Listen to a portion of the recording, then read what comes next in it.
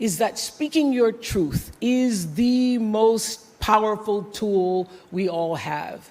And I'm especially proud and inspired by all the women who have felt strong enough and empowered enough to speak up and share their personal stories.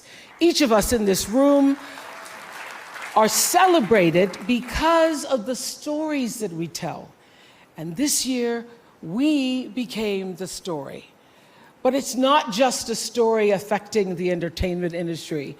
It's one that transcends any culture, geography, race, religion, politics, or workplace. So I want tonight to express gratitude to all the women who have endured years of abuse and assault because they, like my mother, had children to feed and bills to pay and dreams to pursue.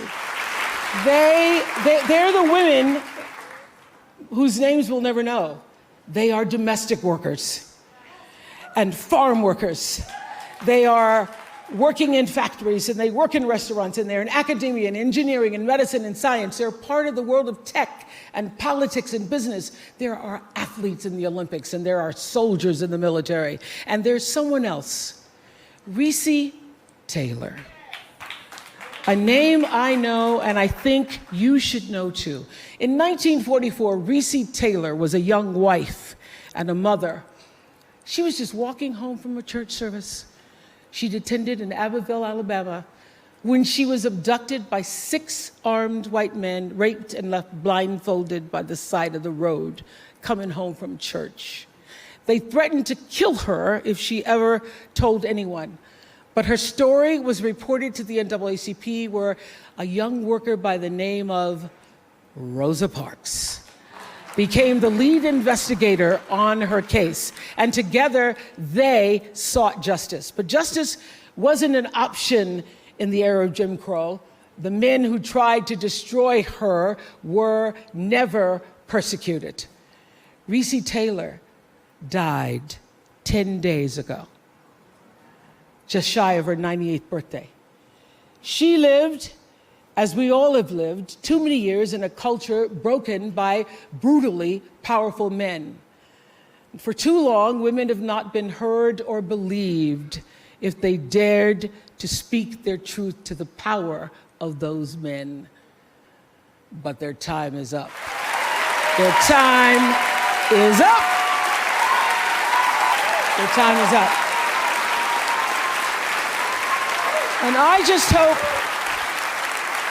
hope that Recy Taylor died knowing that her truth, like the truth of so many other women who were tormented in those years, and even now tormented, goes marching on. It was somewhere in Rosa Parks' heart almost 11 years later when she made the decision to stay seated on that bus in Montgomery. And it's here with every woman who chooses to say, "Me too." And every man who chooses to listen.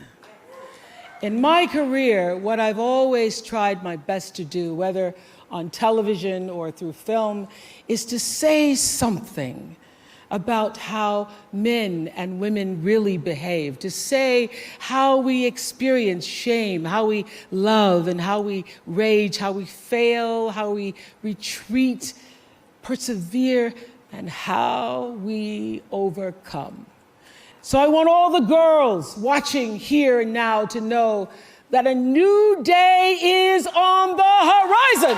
And when that new day finally dawns,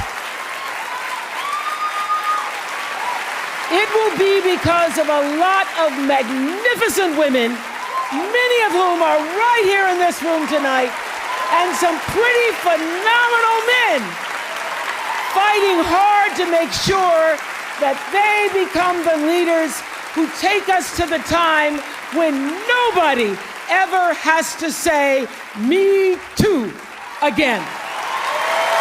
Thank you.